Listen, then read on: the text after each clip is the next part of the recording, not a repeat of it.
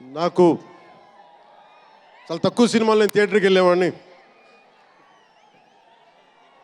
మన శంకర్ గారు తీసిన సినిమా చెన్నైలో, తమిళ్లో జెంటిల్మెన్ సినిమా నేను టికెట్ కొనుక్కొని థియేటర్కి వెళ్ళి, ఆ రోజు నేను ఇంకా యాక్టర్ కూడా అవుతాను, అసలు రాజకీయాలు పక్కన పెట్టి యాక్టర్ అవుతానో లేదో అనే ఆలోచనలో ఉన్నప్పుడు ఆయన సినిమాని నేను కూడా టికెట్ కొనుక్కొని బ్లాక్లో ఆయన సినిమాకి వెళ్ళాను, శంకర్ గారి జెంటిల్మెన్ సినిమాకి. అలాగే ప్రేమికుడికి కూడా ఎవరు లేక తోడుకి మా అమ్మమ్మని తీసుకెళ్ళాను ప్రేమికుడి సినిమాకి.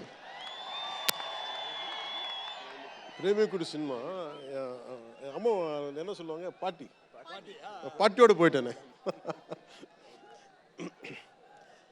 అంటే అలాంటి అందరినీ, అన్ని వయసుల వాళ్ళని కూడా ఆకట్టుకునే సినిమా, ఎంటర్టైన్మెంట్తో పాటు ఒక సోషల్ మెసేజ్ ఉన్న సినిమాలు ఆయనవి. అలాంటి మంచి సినిమాలు భారతదేశంలో ఈ రోజున చరణ్ గారు కానీ, రాజమౌళి గారు కానీ, జూనియర్ ఎన్టీఆర్ కానీ వీరందరూ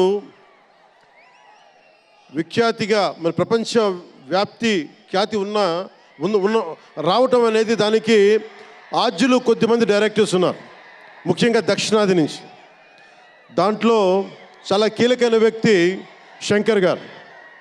శంకర్ గారు ఈ రోజున భారతదేశం మొత్తం తెలుగు చిత్ర పరిశ్రమ వైపు చూస్తుంది అంటే, తమిళనాడు నుంచి వచ్చి తెలుగులోకి డబ్బై ఆ సినిమాని తెలుగు ప్రేక్షకులు ఇది తమిళ సినిమా కాదు తెలుగు సినిమా అని చెప్పి గుండెల్లో పెట్టుకొని ఆదరించారు.